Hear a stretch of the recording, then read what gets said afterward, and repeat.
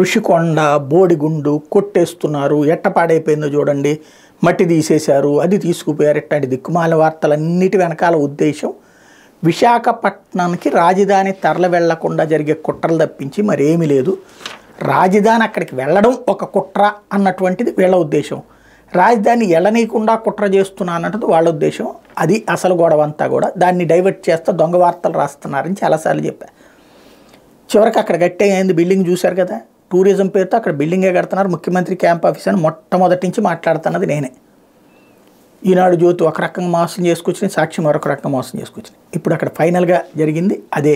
అయితే రేపే ప్రారంభోత్సవం. దానికి ఋషికొండ రిసార్ట్ ఆధునీకరణ ప్రాజెక్టును గురువారం ప్రారంభించేది జగన్ ప్రభుత్వం హడావిడి చేస్తుంది. హైకోర్టు కేసులు పెండింగ్లో ఉన్న పూర్తి చేయాల్సిన పనులు ఇంకా మిగిలిన ప్రారంభ ముహూర్తం ఖరారు చేసింది. విశాఖలో ఋషికొండపై 450 కోట్లతో నిర్మిస్తున్న భవనాన్ని సీఎం జగన్ క్యాంప్ కార్యాలయం నుంచి కార్యాలయం కోసం వినియోగించనున్న ప్రచారం జరుగుతోందంటూ ఈనాడు రాసుకొచ్చింది.